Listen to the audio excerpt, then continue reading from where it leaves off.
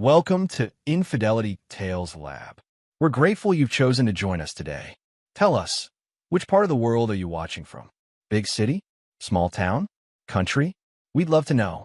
Now, let's dive into today's story. Chapter 1. The Silent Observer. Russ Donovan wasn't a man who showed his emotions easily. 15 years of special operations training had taught him the value of patience and observation. He stood in the corner of his spacious living room, watching as his wife Victoria flitted from guest to guest at their son Leo's 12th birthday party. She was wearing a designer dress that cost more than what most people made in a week, another unnecessary expense that was straining their finances. The house they lived in was unnecessarily large, in an upscale neighborhood called Oakwood Heights that Victoria had insisted upon. Russell had wanted something more modest, something they could truly afford, but Victoria had been adamant. Appearances matter, Russ, she'd said. Russell had acquiesced, not because he was weak, but because he chose his battles carefully.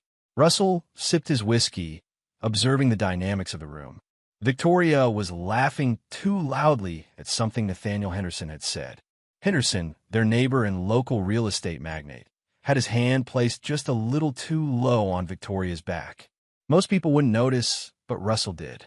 He always noticed. "Dad, can we cut the cake now?" Leo appeared at his side, eyes bright with excitement despite the tension that had been building in the house for months. Russell smiled down at his son, the only person who could break through his stoic exterior. "Sure thing, buddy. Let's get your mom's attention." As they moved toward Victoria, Russell caught a glimpse of his reflection in the hall mirror. At 42, he was still fit and strong, his dark hair showing just touches of silver at the temples. His face remained impassive as always, betraying none of the calculations happening behind his gray eyes. "Victoria," he called, his voice quiet but commanding, cutting through the chatter. "Leo wants to cut his cake." Victoria turned, her smile not quite reaching her eyes. "Of course." Everyone gathered around. As Leo blew out his candles, Russell studied the guests. There was Sam Westfield, his best friend from their military days, now a contractor like Russell. Marina Reeves, his old unit's JAG officer turned civilian attorney, who still respected Russell enough to make time for his son's birthday despite her busy schedule. And then there was Bennett Hargrove, Victoria's father, once wealthy until gambling had stripped him of everything. The old man now lived on their charity, or rather, Russell's hard-earned money.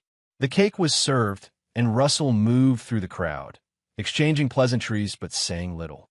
He learned long ago that people revealed more when you let them talk, and people had been revealing quite a bit lately. Later, as guests began to leave, Russell overheard Bennett talking to Victoria in the kitchen. "You could have done so much better than him, Tori," Bennett muttered, not realizing Russell was within earshot. "A man like Henderson could give you the life you deserve." "Daddy, please," Victoria hissed. "Not now." Russell walked away silently, storing the information away like he had been doing for months. Pieces of a puzzle that was slowly taking shape. That night, after Leo had gone to bed, Russell sat in his home office reviewing financial statements. Victoria had been spending more and more, driving them into debt despite his considerable income. When he confronted her about it, she just shrugged. "We need to maintain our lifestyle, Russ. What would people think if we started cutting back?" "They'd think we were being responsible," he replied evenly. Victoria laughed dismissively. "That's your problem. You've never understood how the real world works. Not everyone can hide behind a wall of silence like you do." Russell said nothing, but he made a mental note to check their joint account again in the morning. Something wasn't adding up, and Russell Donovan had built a career on noticing when things didn't add up. Chapter 2. The Growing Distance. The first signs of serious trouble had appeared 6 months earlier, when Russell returned from a 2-week security consultation job in Dubai. Victoria had been different, distant, distracted, checking her phone constantly. When he asked about it, she'd snapped at him. "Not everything is a security threat that needs analyzing, Russell. Maybe if you spent more time here instead of halfway around the world, you'd know what was going on in your own house." Russell had let it go, but he began paying closer attention. He noticed how Victoria made excuses to attend neighborhood functions when he was away. how she had suddenly become interested in real estate, often mentioning Henderson's latest development projects at dinner, how she'd started dressing differently, spending more on clothes and cosmetics. One evening, Russell was helping Leo with his math homework when Victoria burst into the dining room wearing a new dress. "I'm heading to the charity auction at the country club," she announced. "Don't wait up. I thought that was next week," Russell said, his voice neutral despite the alarm bells ringing in his head. "They changed it," Victoria replied too quickly. "It was in the email." Russell nodded, then turned back to Leo's homework. "So, if you multiply these two numbers first." After she left, Russell opened his laptop and checked the country club's website. The charity auction was indeed scheduled for the following week. He closed the laptop slowly, his expression unchanged. "Dad," Leo asked, "are you and Mom okay?" Russell looked at his son, seeing the worry in eyes that were so like his own. "We're just going through some grown-up stuff, buddy. Nothing for you to worry about." But Leo was perceptive, another trait he'd inherited from his father. "She seems angry all the time. Is it because of money? I heard her talking to Grandpa about it." "What did she say?" Russell asked carefully. Leo fidgeted with his pencil. "That you're too cautious with money. That other dads in the neighborhood make more and work less." She seemed really upset. Russell placed his hand on Leo's shoulder. "Money isn't everything, Leo, and there are different kinds of wealth. Remember that." The next day, Russell installed a small, discreet security system in their home. For their protection, he told Victoria, who rolled her eyes but didn't argue. What he didn't tell her was that it included activity logs for the house alarm and garage door. Over the following weeks, the log showed Victoria leaving the house at odd hours, always when Russell was either working late or out of town. The coincidence was too perfect to be chance. Russell also noticed that Henderson had been finding reasons to drop by their house, to discuss the neighborhood association, to borrow tools Russell knew the man didn't need, to invite them to parties that Victoria attended alone when Russell was away. "You should see Henderson's new lake house," Victoria said over dinner one night. "It's absolutely stunning. He showed me pictures." "When was this?" Russell asked mildly. Victoria paused, fork halfway at her mouth. "Oh, at the grocery store. We ran into each other." Russell nodded and continued eating. Victoria became flustered, talking too much about nothing important. That weekend, Russell took Leo fishing, something they both enjoyed but rarely had time for with Leo's busy schedule of activities that Victoria insisted upon. "Dad," Leo said as they sat quietly on the dock at the local lake, "do you think Mr. Henderson is nice?" Russell kept his eyes on his fishing line. "Why do you ask?" Leo shrugged. "Mom talks about him a lot, and I saw him at our house yesterday when you were at work. He didn't see me because I was upstairs, but he brought Mom flowers." Russell felt a cold anger settle in his chest, but his face remained calm. "Is that right?" "Yeah. I didn't like the way he looked at Mom. It was weird." Russell reeled in his lines slowly. "Some people aren't what they seem, Leo. It's important to watch people's actions, not just listen to their words. Like how you do with the bad guys in your job." Russell smiled slightly. "Something like that." That night, Russell lay awake beside Victoria, listening to her breathe and thinking about what needed to be done. Not yet, he decided. He needed more information, more evidence. Russell Donovan never acted without a complete picture and a solid plan. It wasn't in his nature to rush, no matter how deep the betrayal. And betrayal, Russell knew, demanded a response. Not quick and emotional, but calculated and complete. He'd learned that lesson years ago in places most people couldn't find on a map, from men whose names would never appear in history books. When the time came, Victoria and Henderson would learn it too. Chapter 3. The Birthday Revelation. The day of Leo's birthday party dawned bright and clear. Russell had been up since 5, his military habits unchanged by civilian life. He sat at the kitchen table, checking his watch. Victoria had come home late the night before, claiming she'd been at her book club. Russell knew the book club had ended 3 hours before she'd arrived home. He'd called the host, Amy Peterson, pretending to be looking for Victoria. Amy had told him Victoria had left right after the meeting ended at 9 p.m. Victoria had stumbled in just after midnight, smelling of expensive cologne that wasn't Russell's. Now she swept into the kitchen at 8, already dressed, and made up for the day. "The caterers will be here at 11, she said without looking at him. "And the gift I ordered for Leo is being delivered at 10. Make sure you're here to sign for it." "What did you get him?" Russell asked, sipping his coffee. Victoria smiled, the first genuine smile he'd seen from her in weeks. "Something special. Something that will make him the envy of all his friends." Russell nodded. "I'll be here." The delivery arrived exactly at 10. A large box containing a high-end drone with a 4K camera and advanced features. The price tag, which Russell found still attached to the box, made him raise an eyebrow. It was nearly $2,000, money they didn't have to spare. The party began at noon. Leo was excited, surrounded by friends from school and the neighborhood. Russell watched as Victoria played the perfect hostess, laughing and charming everyone. Henderson arrived fashionably late, bringing an expensive gaming console for Leo, another extravagant gift that made Russell's practical camping equipment for their planned summer trip, seem inadequate by comparison. When it came time for gifts, Victoria insisted Leo open hers last. When he finally unwrapped the drone, his eyes widened with excitement. "Wow, Mom, this is awesome," he exclaimed. Victoria beamed, then looked directly at Russell. "Something your daddy could never afford," she said loudly, drawing uncomfortable laughter from some guests and awkward silence from others. Russell's face remained impassive, but Sam caught his eye from across the room, giving him a questioning look. Russell gave a slight shake of his head. "Not now." After the gifts, as the children played in the backyard, Russell noticed Leo taking the drone out of its box. "Need help setting it up?" he offered. Leo nodded eagerly. "Can we fly it today?" "Sure," Russell said. "Let me just read the instructions first." They set up the drone together, Russell carefully explaining the controls and safety features. "Remember, Leo, this is not a toy. It's a responsibility.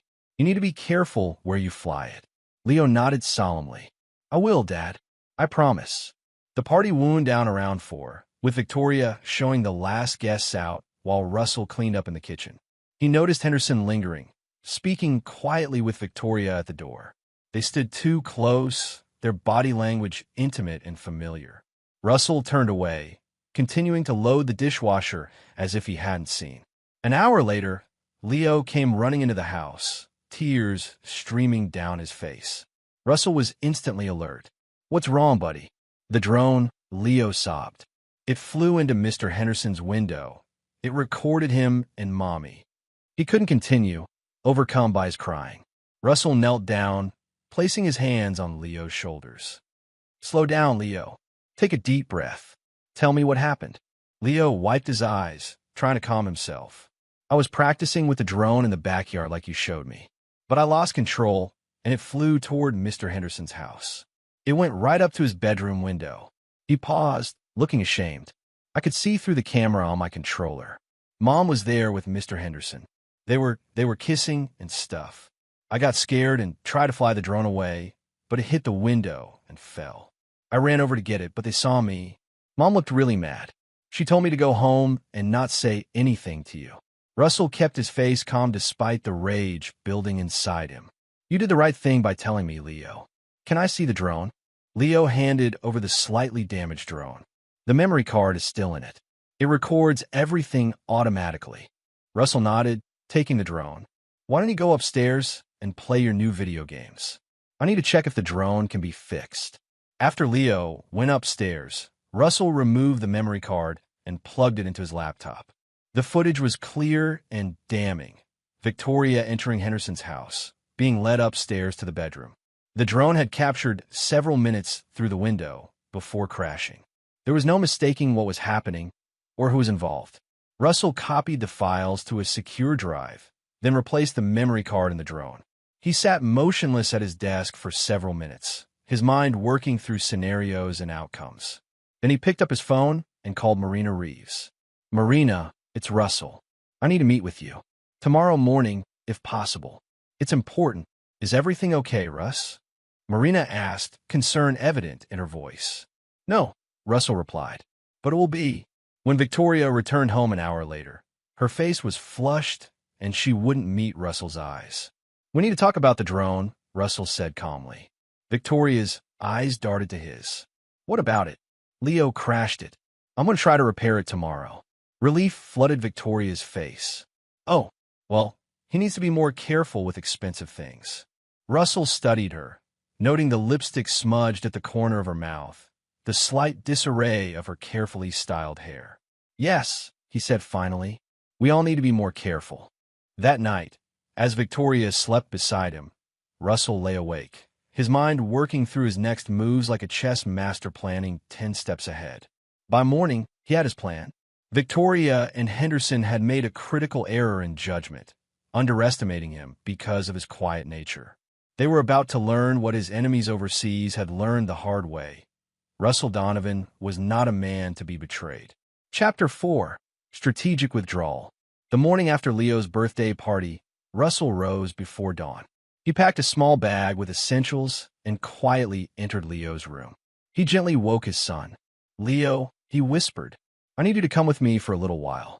Don't wake your mother. Leo rubbed his eyes, but didn't question his father. He trusted Russell implicitly. They slipped out of the house and into Russell's SUV. Where are we going, Dad? Leo asked as they drove through the silent streets. To stay with Uncle Sam for a bit, Russell replied. I have some things to take care of, and I need you to be somewhere safe.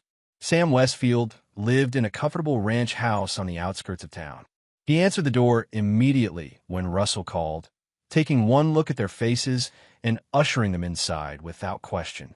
The guest rooms are made up, Sam said. Leo, there's cereal in the kitchen if you're hungry. After Leo had settled in with breakfast and cartoons, Russell explained the situation to Sam. Jesus, Russ, Sam muttered when he finished. What are you going to do? End it, Russell said simply. But I need to do it right. I can't let Victoria have custody of Leo, and I can't let Henderson walk away unscathed. Sam nodded. Whatever you need, brother. You know I got your back. Russell's next stop was Marina Reeves' law office. The former military attorney listened without interruption as Russell laid out what had happened and showed her the drone footage. This is pretty damning evidence of the affair, Marina said, and the fact that she publicly humiliated you at the party adds to our case. But Russell, what exactly do you want out of this? Full custody of Leo, Russell replied without hesitation. And I want Victoria to get nothing from our marriage. Not the house, not alimony, nothing. Marina frowned. That's going to be tough, even with this evidence. The courts generally favor arrangements where both parents remain involved. There's more, Russell said. Victoria's been spending recklessly, putting us in debt. And I believe she and Henderson have been planning something. I need time to find out what. Marina studied him. You're not telling me everything, are you? Russell met her gaze steadily. You don't need to know everything. You just need to prepare the strongest possible divorce case while I gather more evidence. Marina sighed. All right, but Russ, be careful. Don't do anything that could jeopardize your case or your future with Leo. Russell nodded, but they both knew he would do whatever he deemed necessary. Over the next 2 days, Russell implemented the first phase of his plan. He moved most of their liquid assets to accounts only he could access, leaving enough in the joint accounts to avoid immediate suspicion. He installed spyware on Victoria's laptop and placed a small recording device in her car. He systematically documented every questionable expenditure she had made over the past year. Meanwhile, Victoria had been calling repeatedly, her messages growing increasingly frantic and then angry. Russell responded only with brief texts stating that he and Leo were safe and needed some time apart after what had happened. On the 3rd day, Russell returned to the house when he knew Victoria would be out. He gathered more of Leo's things and some additional evidence he had hidden in his office. As he was leaving, he noticed a file folder that had fallen behind Victoria's desk. Inside were documents related to Henderson's latest development project, a luxury resort on land just outside the city limits. Paperwork showed that Bennett Hargrove, Victoria's father, was secretly listed as a minority investor, despite having no visible means to make such an investment.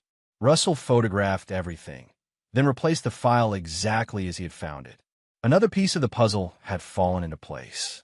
That evening, Russell received a text from Victoria. Please come home. We need to talk about this like adults. I can explain everything. Russell replied, I'll meet you tomorrow. Neutral location. The cafe on Main Street at 10 a.m. Victoria arrived at the cafe, looking impeccable as always, but Russell noted the strain around her eyes, the tightness in her smile. "Where's Leo?" she demanded as soon as she sat down. "Safe," Russell replied. "With people who care about him." Victoria's eyes flashed. "He's my son too, Russell. You can't just take him. Like you weren't planning to take him when you left me for Henderson?" Russell asked mildly. Victoria blanched. "What are you talking about?" Russell placed his phone on the table between them and played a short clip of the drone footage. Victoria's face drained of color. "It was a mistake," she whispered. "It didn't mean anything." "A 6-month affair doesn't happen by mistake," Russell said. "And from what Leo has told me, you've been bringing Henderson to our house when I'm away. In what world is that not meaning anything?" Victoria's expression hardened. "Fine. Yes, Nate and I have been seeing each other. Can you blame me?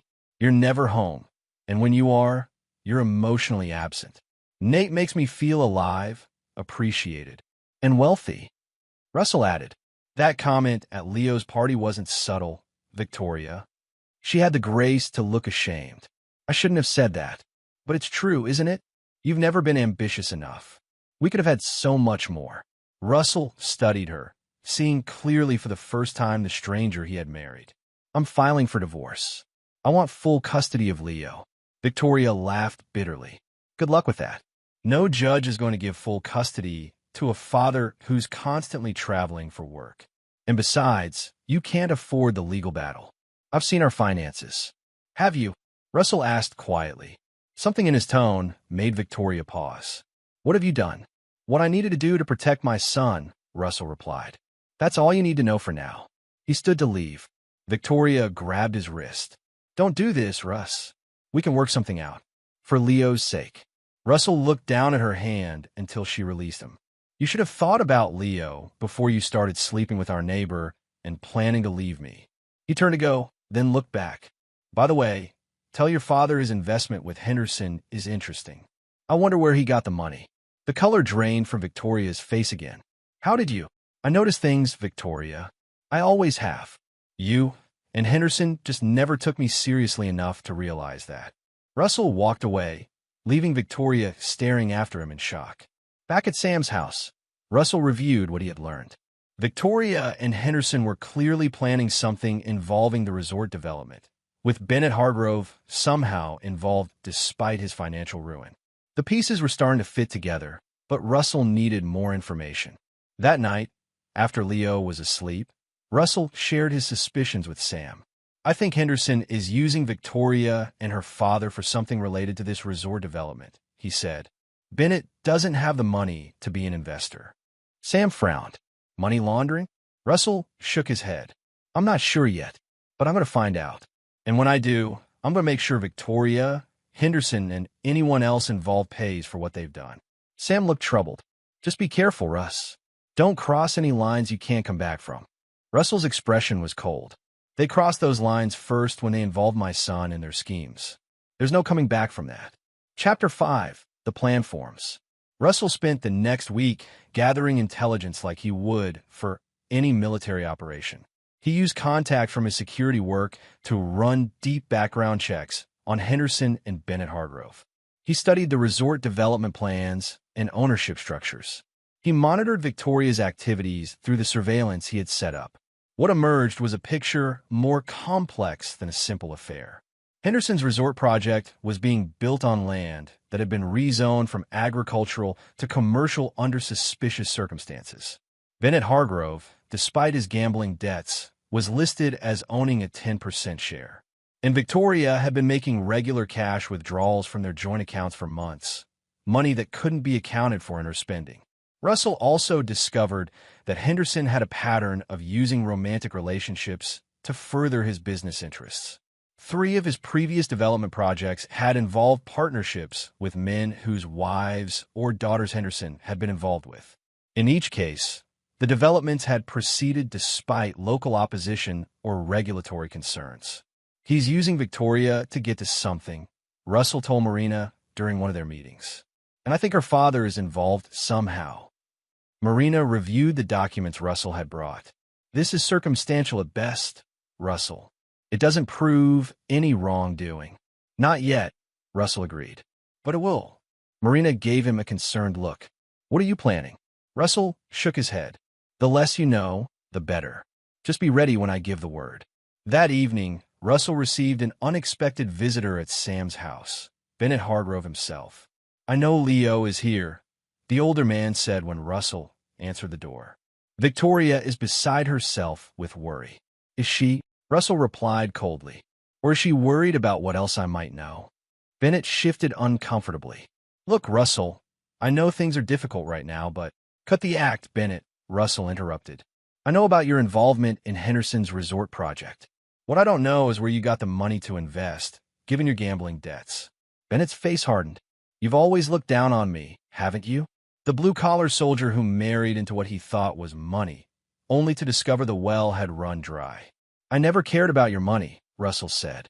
I cared about Victoria and the family we built, or thought we built. Bennett laughed bitterly. Victoria was never meant to marry someone like you.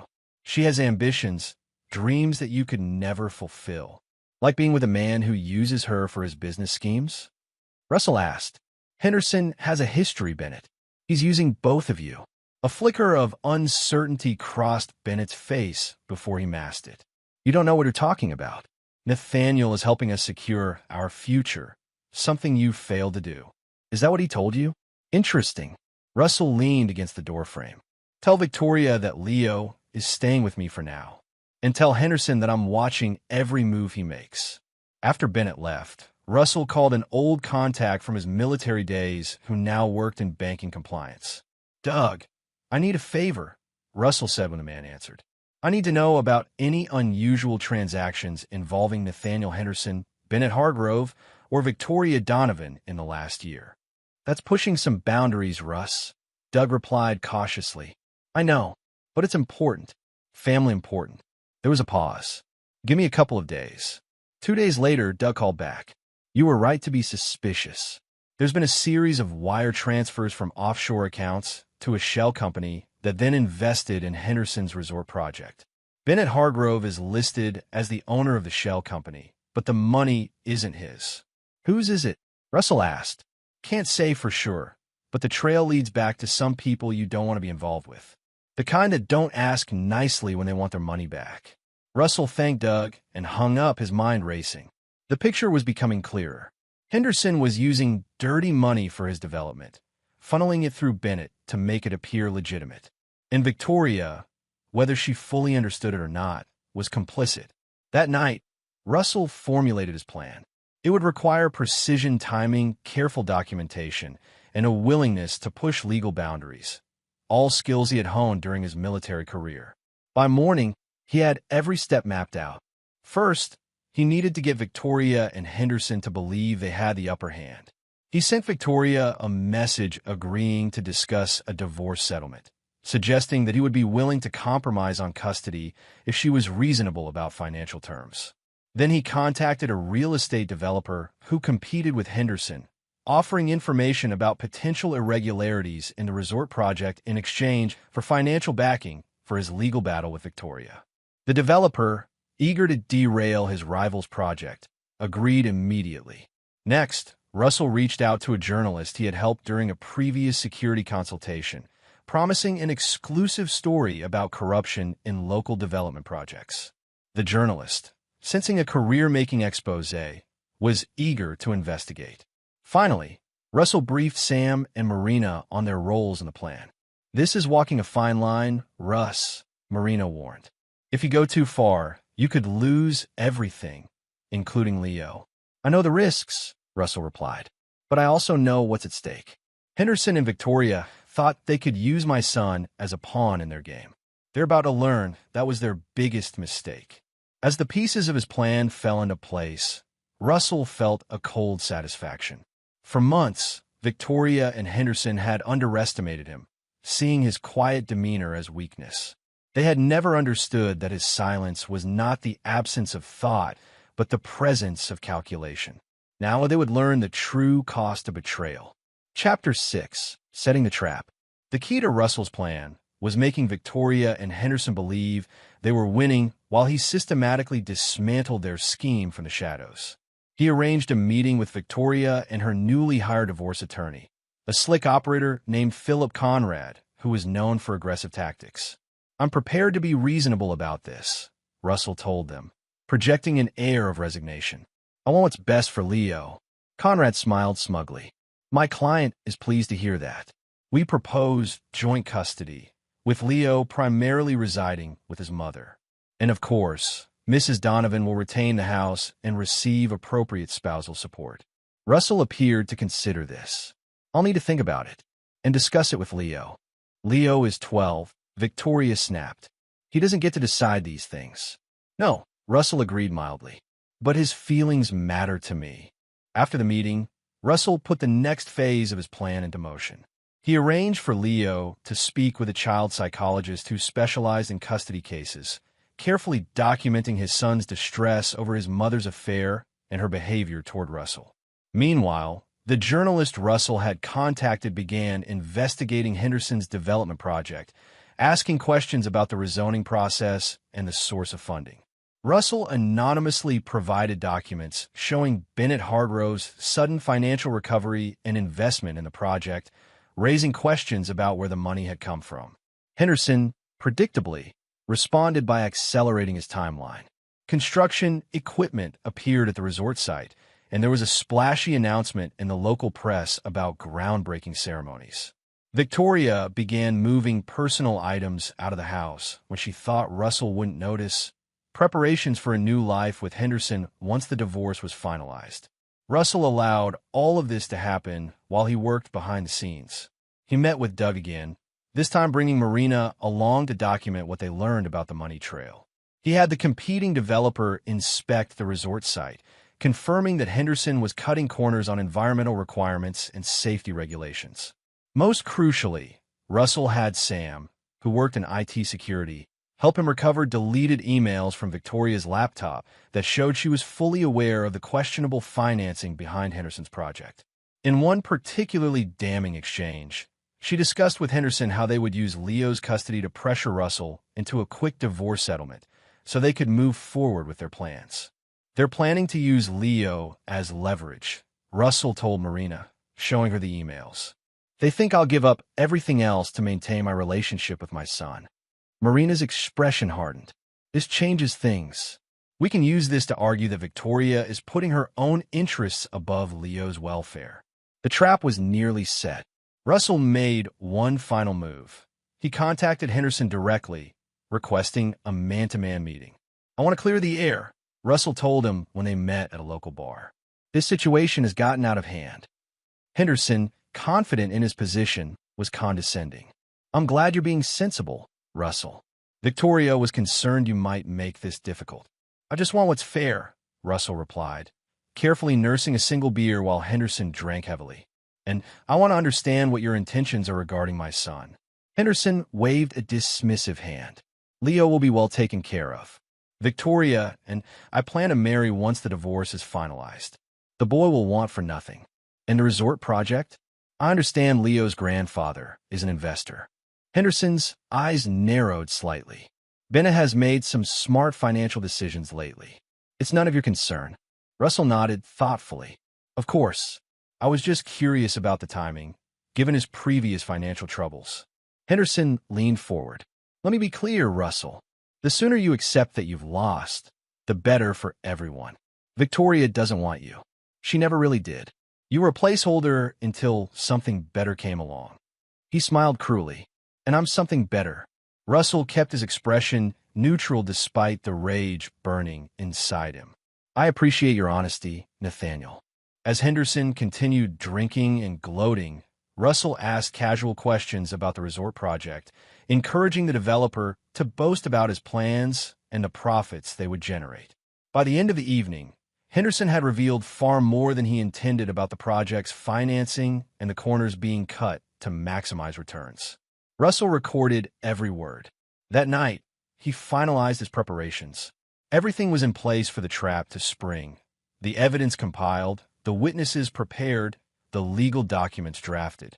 Victoria and Henderson believed they were on the verge of victory, unaware that Russell had systematically undermined every aspect of their plan.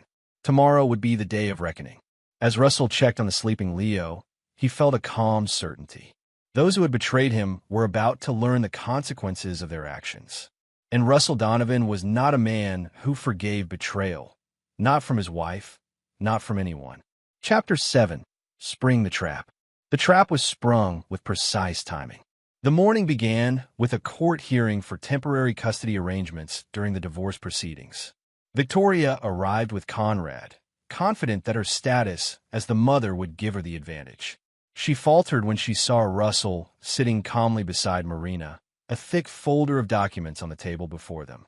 "What is all that?" Victoria whispered to her lawyer, who shrugged dismissively. "Probably just for show," Conrad replied. "Don't worry." Judge Eleanor Watkins, known for her no-nonsense approach to family court, called the hearing to order. Conrad presented their case first, painting Russell as an absent father whose work took him away from home for extended periods.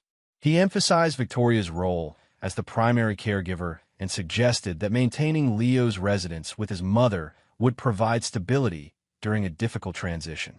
When it was Marina's turn, she approached the bench with a folder.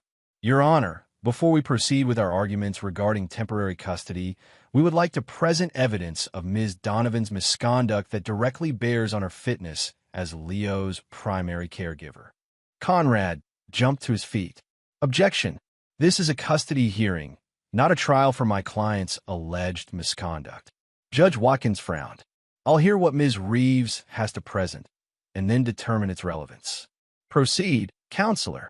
Marina methodically laid out the evidence. The drone footage showing Victoria's affair, emails discussing how to use Leo as leverage in the divorce, documentation of Victoria's reckless spending that had placed the family in financial jeopardy, and statement from Leo's psychologist about the boy's distress over his mother's behavior. Victoria's face grew increasingly pale as Marina spoke. Conrad attempted multiple objections, but Judge Watkins overruled each one.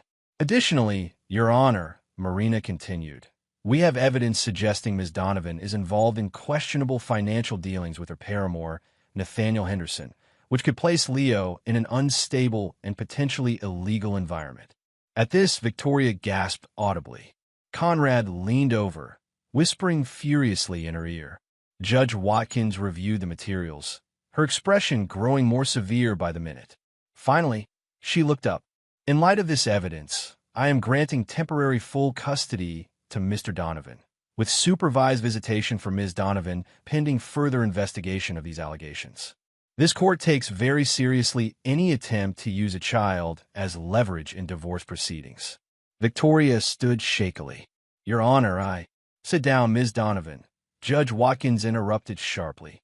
"Your attorney can address the court on your behalf." As they left the courthouse, Victoria confronted Russell. "You set me up," she hissed. "This isn't over." Russell looked at her calmly. "No, it isn't. But the drone footage was just the beginning, Victoria.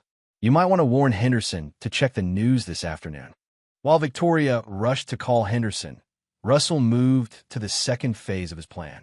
The journalist he had contacted published a detailed exposé on Henderson's resort project, highlighting the mysterious financing through Bennett Hargrove's shell company, the questionable rezoning process, and the environmental regulations being ignored during construction. By mid-afternoon, local television stations were reporting that county officials had issued a stop-work order for the resort project pending investigation. Henderson's phone began ringing incessantly as investors and business partners demanded explanations. Meanwhile, Doug from Banking Compliance had forwarded Russell's evidence of suspicious financial transactions to federal authorities. By late afternoon, agents were at Henderson's office with warrants, seizing computers and documents related to the resort project. Victoria tried repeatedly to reach Henderson, growing increasingly frantic as he didn't answer. When she finally drove to his house, she found federal agents there as well, conducting another search. She was turned away at the perimeter they had established. Desperate and confused, Victoria returned to the family home to find Russell and Sam removing the last of Leo's belongings. "What have you done?" she demanded, her carefully maintained composure finally cracking. "Do you have any idea what you've set in motion?" Russell faced her calmly. "I know exactly what I've done, Victoria. I've exposed the truth about you, about Henderson, about the resort project. Did you really think I wouldn't find out what you were planning?" Victoria's expression shifted from anger to fear. "It wasn't what you think. Nate promised it was all legitimate. The resort was going to fix everything, Daddy's finances, our future." "At what cost?" Russell asked. "Did you ever consider what would happen to Leo when it all fell apart?" "Because it was always going to fall apart, Victoria. Henderson was using dirty money, and sooner or later, the people behind that money would have come looking for returns." Victoria sank into a chair, her face ashen. "You don't understand what you've done. These people, they're dangerous." "I understand perfectly," Russell replied. "And unlike Henderson, I know how to deal with dangerous people. I spent 15 years doing exactly that." As if on cue, Russell's phone rang. He answered, listened briefly, then hung up. That was Marina. "The federal investigation has expanded to include Bennett. They're questioning him now about the shell company and the source of his investment funds." Victoria looked up in horror. "Daddy? But he didn't know." "He knew enough," Russell said flatly. "Just like you did. You were all willing to risk everything, including Leo's future, for money and status." Sam finished loading the last box into Russell's SUV and stepped back inside. "That's everything, Russ. Leo's room is clear." Victoria's eyes filled with tears. "You're taking everything from me." "No, Victoria. You gave it all away when you decided our family wasn't enough for you." Russell turned to leave, then paused. "By the way, I've instructed Marina to send all correspondence regarding the divorce to Conrad. I won't be speaking with you directly again." As Russell drove away with Sam, Victoria remained in the house alone, surrounded by the wreckage of the life she had sabotaged. That evening, as news of Henderson's legal troubles dominated local media, Russell sat with Leo at Sam's house, helping him with homework as if it were any normal day. "Dad," Leo asked hesitantly, "are you and Mom getting divorced?" Russell set down the math textbook and met his son's eyes. "Yes, buddy, we are. I'm sorry things have turned out this way." Leo was quiet for a moment. "Is it because of what the drone recorded?" "Partly," Russell admitted. "But it's more complicated than that. Sometimes adults make choices that hurt the people they're supposed to love and protect. Your mom made some of those choices. Will I still see her?" Russell nodded. "Yes. The judge said you can visit her with someone else there to make sure everything is okay. But you'll be living with me for now." Leo considered this. "I'm glad I'm staying with you, Dad. You always tell me the truth, even when it's hard." Russell felt a tightness in his chest at his son's trust. "I always will, Leo. That's a promise." As Leo went to bed, Russell received another call, this time from Doug. "It's worse than we thought, Russ," his friend said without preamble. "The money trail leads back to some serious players. International guys with connections to organized crime. If Henderson was planning to cut them out or lose their investment, it would have gotten ugly." "How ugly?" Russell asked. Doug's voice was grim. "The kind of ugly where people disappear. These aren't people who file lawsuits when deals go bad." Russell thanked him and hung up, his suspicions confirmed. Henderson had entangled Victoria, Bennett, and by extension Leo, in something far more dangerous than they realized. The man's greed and arrogance would have eventually put them all at risk. The trap Russell had set hadn't just exposed an affair or secured custody of his son. It had potentially saved their lives. Chapter 8, The Downfall. The next 2 weeks saw the complete unraveling of Henderson's empire. Federal investigators uncovered evidence of money laundering going back years, with the resort project being just the latest and largest scheme. Henderson's previous developments came under scrutiny as well, revealing similar patterns of questionable financing and regulatory shortcuts. Bennett Hargrove, facing serious charges related to the shell company, quickly turned on Henderson in exchange for leniency. He provided investigators with documents showing that Henderson had orchestrated the entire arrangement, using Bennett as a front for the illegal funds. "Henderson preyed on my financial vulnerability," Bennett told authorities. "He promised to restore my fortune if I helped facilitate certain investments. I didn't ask enough questions about where the money was coming from." Victoria, meanwhile, found herself increasingly isolated. Friend from a neighborhood avoided her as news of the scandal spread. Her attorney, Conrad, withdrew from the divorce case when it became clear how extensively she was implicated in Henderson's activities. The expensive clothes and jewelry she had accumulated were seized as potential proceeds of money laundering.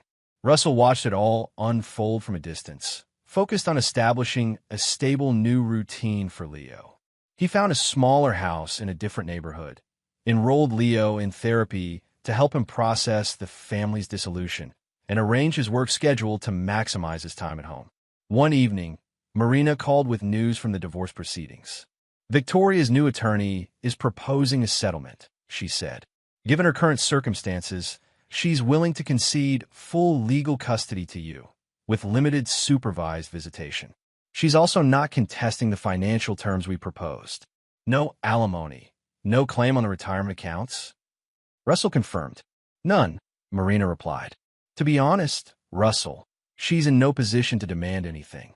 With the federal investigation ongoing and her involvement with Henderson documented, she's facing potential charges herself. This is the best outcome she can hope for. Russell considered this. I'll agree to the terms, but with one addition. I want it in writing that she will never attempt to use Leo to get back at me or to gain access to any of our financial resources. I'll make sure it's ironclad, Marina promised. 2 days later, Henderson was arrested attempting to flee the country. Federal agents intercepted him at a private airfield with a suitcase containing over $1 million in cash and false identification documents. The news made national headlines, with Henderson's mugshot appearing on every major network. Russell received an unexpected visitor that evening, Detective Carlos Mendez from the County Financial Crimes Unit. I wanted to thank you personally, Mendez said when Russell invited him in. Your information about Henderson's operations broke open a case we've been building for years. That man has been corrupting local officials and laundering money through our community for a decade. Russell shrugged.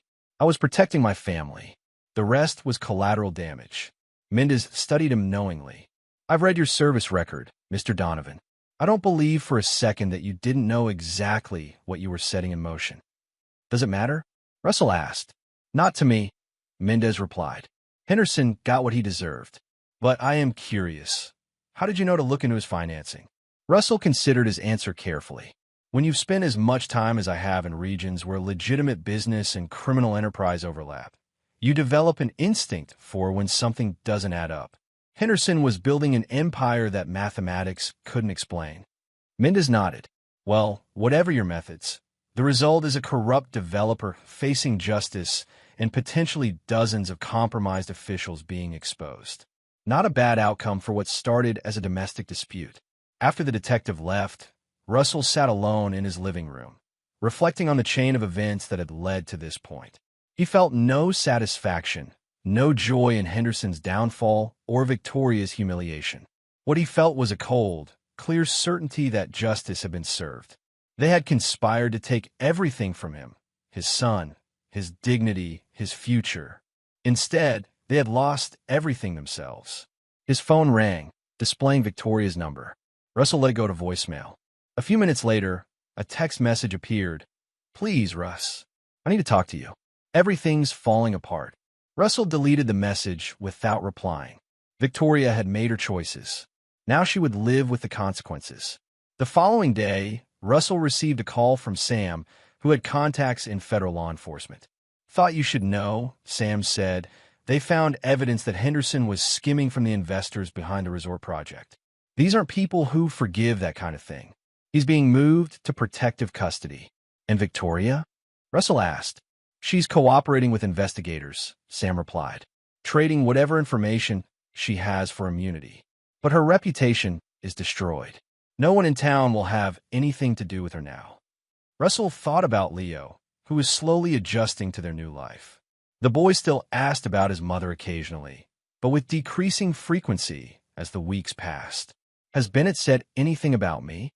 Russell asked. Apparently, he told investigators that he underestimated you, Sam said with a hint of satisfaction. So they all did. Called it the biggest mistake of his life.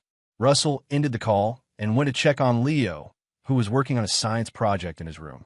Watching his son concentrate, Russell felt the familiar surge of protectiveness. Everything he had done, all the calculated moves and careful planning, had been for this, to ensure Leo's safety and future.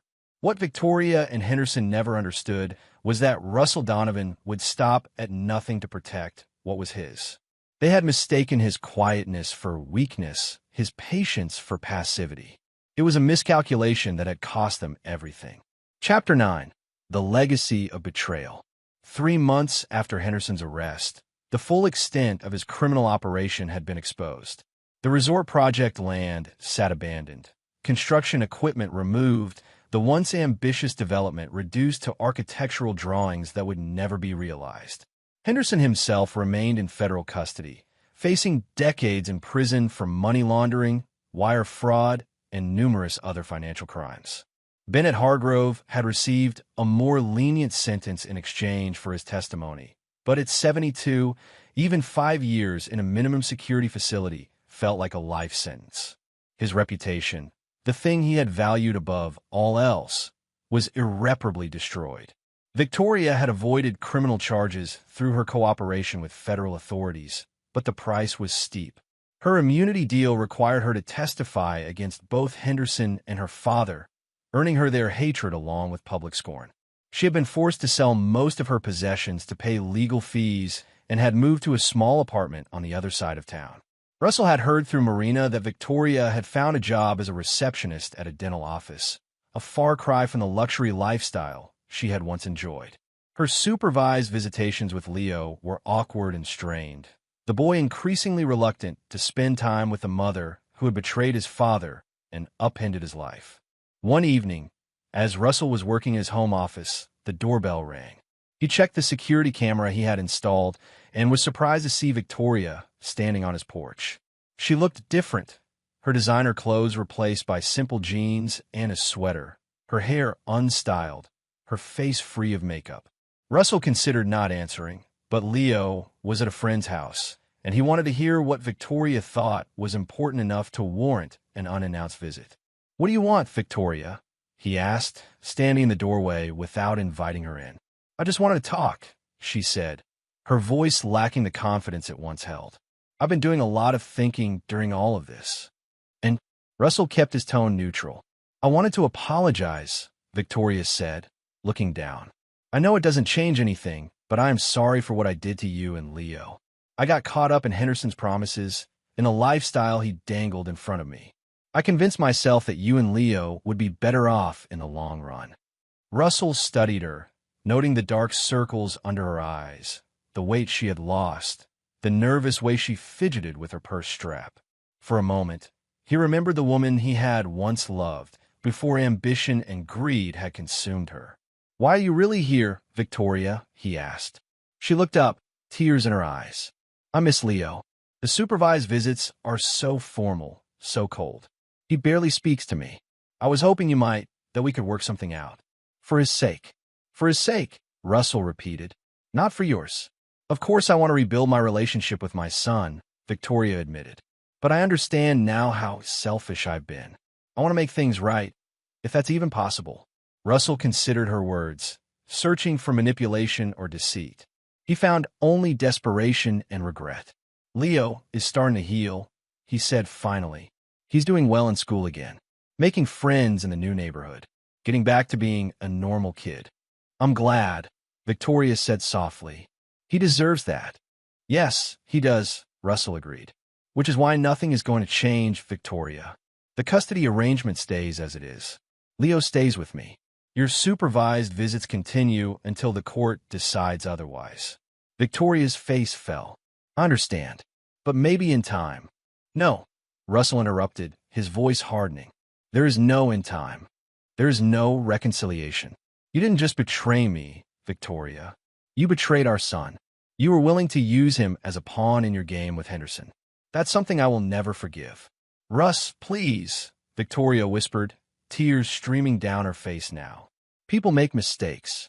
I made a terrible one, but I'm still Leo's mother." "Biology doesn't make you a parent," Russell replied coldly. "Actions do, and your actions showed exactly what kind of mother you are. Leo deserves better." Victoria wiped her eyes. So that's it? You'll never let me be part of his life again. You have your court-mandated visitation, Russell said. That's more than you deserve. If Leo chooses to have a relationship with you when he's older, that will be his decision. Until then, this is how it stays. You've always been so unforgiving, Victoria said bitterly. So cold. Russell's expression remained impassive. No, Victoria. I'm not cold. I'm protective. There's a difference. I protect what matters to me. Leo matters. You lost that privilege when you chose Henderson over your family. Victoria stared at him for a long moment, then turned and walked away. Russell watched until she got in her car and drove off before closing the door. He felt no satisfaction in her pain, no pleasure in her downfall. What he felt was resolution, the certainty that he had done what was necessary to protect his son and secure their future. 6 months later, life had settled into a new normal. Russell had scaled back his international consulting work to be more present for Leo, focusing on domestic clients that required less travel. Leo was thriving in his new school, the trauma of his parents' divorce fading as stability returned to his life. Marina called one morning with news about Henderson's case. He's accepted a plea deal, she told Russell. 25 years. With his age, he'll likely die in prison. And the money? Russell asked. Most of it's been seized, Marina replied, including the funds that were supposed to go to the investors he was skimming from. Word is they're not happy about that. Russell understood the implication. Henderson would spend whatever remained of his life looking over his shoulder, even in federal prison. Some enemies couldn't be escaped. That afternoon, Russell received an email from Victoria's latest attorney, requesting a modification to the visitation schedule. Russell forwarded it to Marina without reading the detailed proposal. His position was unchanged and would remain so. That evening, as Russell helped Leo with a new drone he had bought him, a simple, age-appropriate model, his son asked an unexpected question. Dad, do you ever miss Mom?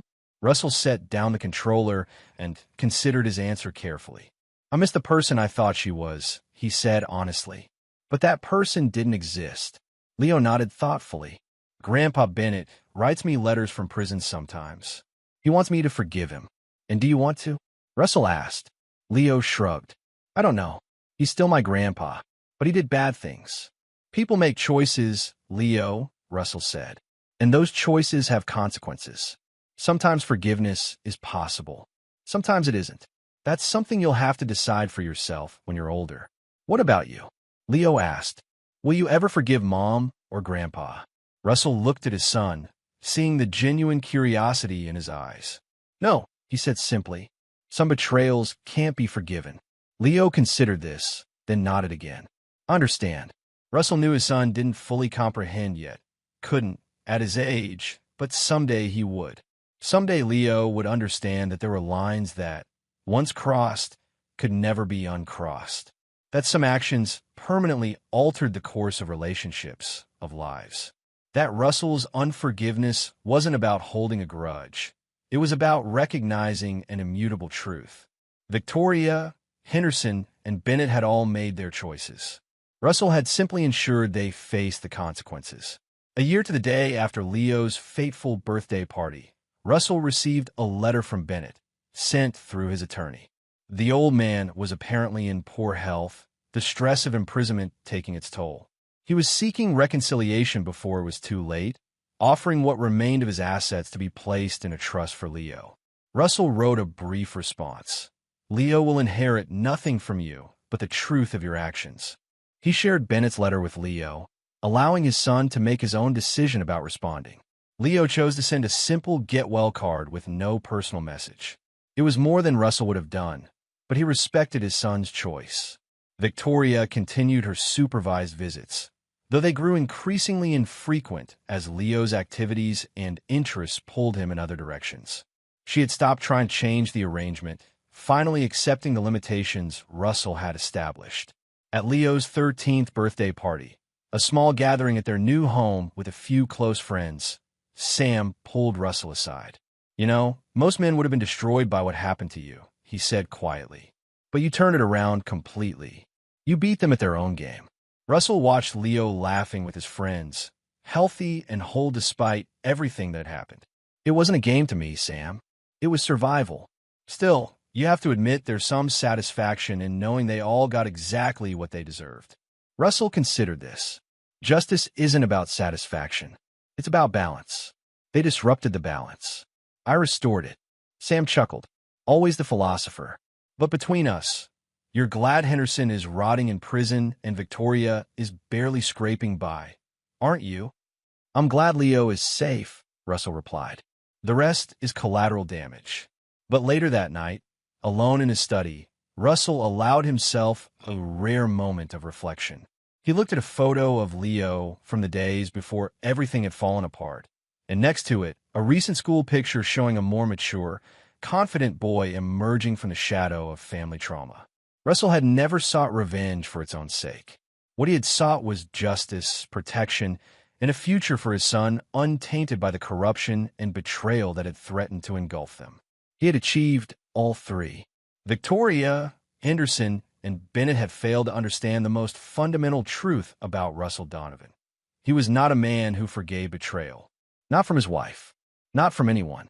What they had mistaken for passivity had been patience. What they had interpreted as weakness had been restraint. In the end, they had learned what Russell had known all along. That some men cannot be broken, some betrayals cannot be survived, and some enemies should never be made. Russell closed the photo album and turned out the light. The past was settled. Justice had been served. Now he and Leo could focus on the future, stronger, wiser, and free from the shadows of betrayal. And there you have it. Another story comes to an end. What did you think? I'd love to hear your thoughts in the comments below. If you enjoy this story, consider joining our community by subscribing. It means the world to us. For more stories like this one, check out the recommended videos on screen, and I'll see you there.